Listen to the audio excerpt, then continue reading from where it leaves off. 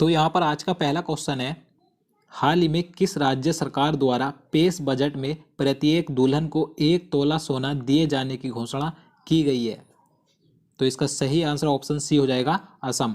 असम राज्य सरकार के द्वारा जो अभी हाल ही में 2019-20 का बजट पेश किया गया है, ये बजट असम के वित्त मंत्री हेमंत बिस्वा शर्मा ने पेश किया है। आपको ध्यान रखना है, इस बजट में कहा गया है कि प्रत्येक दुल्हन को 1 तोला सोना दिया जाएगा और गरीबों के लिए 1 रुपये प्रति किलोग्राम चावल भी दिया जाएगा। तो आपको ये दोनों पॉइंट याद रखने हैं। और देखिए, जो वर्तमान में असम के मुख्यमंत्री हैं सर्बानंद सोनोवाल हैं और यहाँ के राज्यपाल जगदीश मुखी हैं। तो आपको ये सभी ध्यान रखना है। तो चलिए नेक्स्ट क्वेश्चन देखते हैं।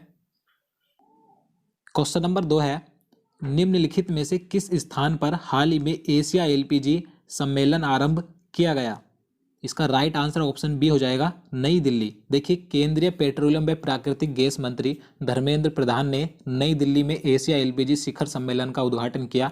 और देखिए, इस सम्मेलन की जो थीम थी एलपीजी जीवन के लिए ऊर्जा, ये इस सम्मेलन की थीम थी। तो आपको ये जरूर याद रखनी है। और ये कहाँ पर इसका आरंभ किया गया था, इस सम्मेलन को कहाँ पर आरंभ किया गया? नई दिल्ली में आरंभ किया गया। तो आपको ध्यान रखना है। तो चलिए नेक्स्ट क्वेश्चन देखते हैं।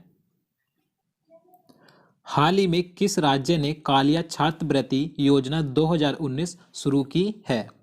तो इसका राइट आंसर ऑप्शन डी हो जाएगा, ओडिशा। देखिए, ओडिशा के मुख्यमंत्री नवीन पटनायक जी ने इस योजना की शुरुआत की है, कालिया छात्रवृत्ति योजना। देखिए, इस योजना के तहत किसानों के बच्चों के लिए उच्च शिक्षा प्राप्त करने के लिए छात्रवृत्ति दी जाएगी। आपको याद रखना है। और इस योजना का नाम क्या रखा गया है? कालिया छात्रवृत्ति योजना। चलिए नेक्स्ट क्वेश्चन देखते हैं। क्वेश्चन नंबर 4 है, निम्नलिखित में से किस टीम ने वर्ष 2019 का रणजी ट्रॉफी खिताब जीता है? देखिए, ये मोस्ट इंपॉर्टेंट क्वेश्चन है, तो आप इसे जरूर याद रखिएगा। 2019 का रणजी ट्रॉफी का खिताब विदर्भ ने जीता है। तो यहाँ पे इसका सही आंसर ऑप्शन डी हो जाएगा, विदर्भ टीम ने जीता है। आपको याद रखना है। और इसने फाइनल में सौराष्ट्र को हराया था। और इसका जो फाइनल खेला गया था नागपुर में खेला गया था। आपको याद रखना है। तो चलिए नेक्स्ट क्वेश्चन देखते हैं। निम्नलिखित में से किसे हाल ही में नागरिक उड्डयन सचिव नियुक्त किया गया है? राइट आंसर ऑप्शन ए हो जाएगा, प्रदीप सिंह खरोला। तो आपको याद रखना है, इन्होंने जो स्थान लिया है राजीव नयन चौबे का, इन्होंने स्थान लिया है। अब नया नागरिक उड्डयन सचिव प्रदीप सिंह खरोला को बनाया गया है। आपको याद रखना है। चलिए नेक्स्ट क्वेश्चन देखते हैं। क्वेश्चन नंबर 6 है, हाल ही में किस राज्य ने डॉल्फिन की एक प्रजाति को राज्य का राजकीय जलीय जीव घोषित किया है? राइट आंसर ऑप्शन डी हो जाएगा, पंजाब। देखिए, ब्यास नदी में पाए जाने वाली सिंधु नदी डॉल्फिन को पंजाब राज्य का नया जलीय जीव घोषित किया गया है। आपको जरूर याद रखना है। चलिए अगला क्वेश्चन देखते हैं। क्वेश्चन नंबर 7 है, पेट्रोलियम सचिव एम कुट्टी के अनुसार 2.25 करोड़ टन खपत के साथ कौन सा देश दुनिया का दूसरा सबसे बड़ा एलपीजी उपभोक्ता देश बन गया है? देखिए, ये मोस्ट इंपॉर्टेंट क्वेश्चन है, तो आप इसे जरूर याद रखिएगा। यहाँ पे इसका सही आंसर ऑप्शन डी हो जाएगा, भारत। भारत पूरी दुनिया का दूसरा सबसे बड़ा एलपीजी उपभोक्ता देश बन गया है। अगर हम बात करें कि प्रथम स्थान पर कौन सा देश है, तो आपको याद रखना है चीन। चीन प्रथम स्थान पर है। और यहाँ पर जो भारत दुनिया का दूसरा सबसे बड़ा उपभोक्ता देश बना है, इसमें जो सबसे ज़्यादा योगदान है प्रधानमंत्री उज्ज्वला योजना का है। देखिए, प्रधानमंत्री उज्ज्वला योजना के चलते ही भारत विश्व का दूसरा सबसे बड़ा उपभोक्ता देश बना है। देखिए, इस योजना की शुरुआत मई 2016 में की गई थी, प्रधानमंत्री उज्ज्वला योजना की। और इसकी जो टैगलाइन थी, स्वच्छ ईंधन बेहतर जीवन, इस योजना की टैगलाइन थी। आपको ये सभी ध्यान रखना है। तो चलिए अगला क्वेश्चन देखते हैं। हाल ही में नासा की हबल दूरबीन द्वारा खोजी गई बोनी आकाशगंगा को क्या नाम दिया गया है? सही आंसर ऑप्शन ए हो जाएगा, बेदिन वन। देखिए, नासा जो अंतरिक्ष एजेंसी है ये अमेरिका की है। तो अमेरिका की अंतरिक्ष एजेंसी नासा की हबल दूरबीन द्वारा एक नई बोनी आकाशगंगा की खोज की गई है। इसका नाम बेदिन वन रखा गया है। तो आपको याद रखना है। तो चलिए अगला क्वेश्चन देखते हैं।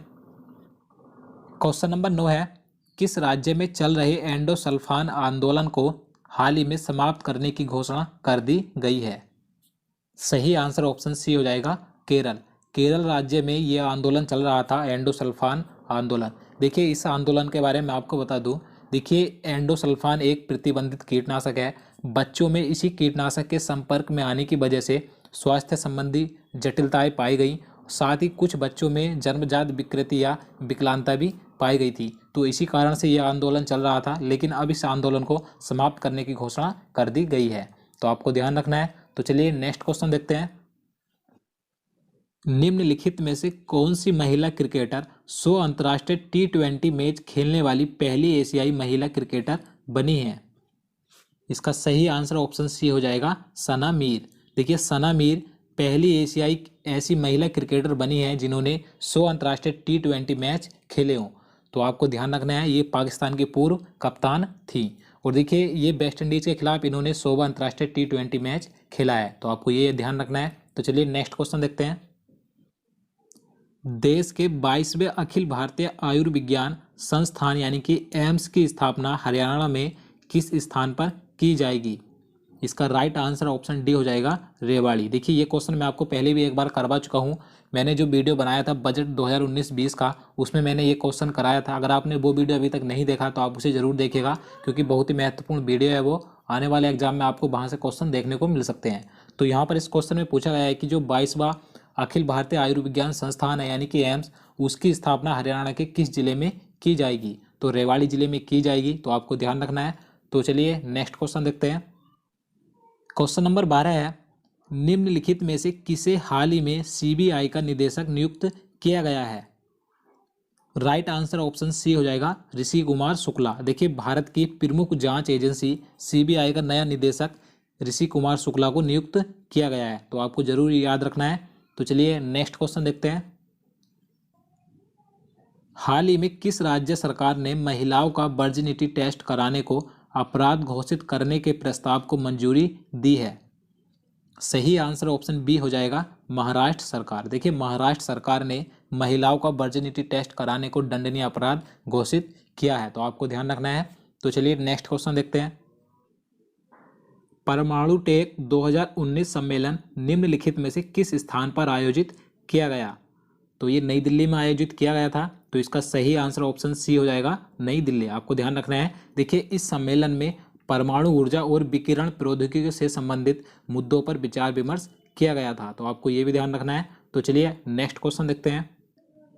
क्वेश्चन नंबर 15 है, नागरिकता संशोधन विधेयक 2019 के विरोध में निम्न में से किस मणिपुरी फिल्मकार ने अपना पद्मश्री पुरस्कार लौटा दिया है?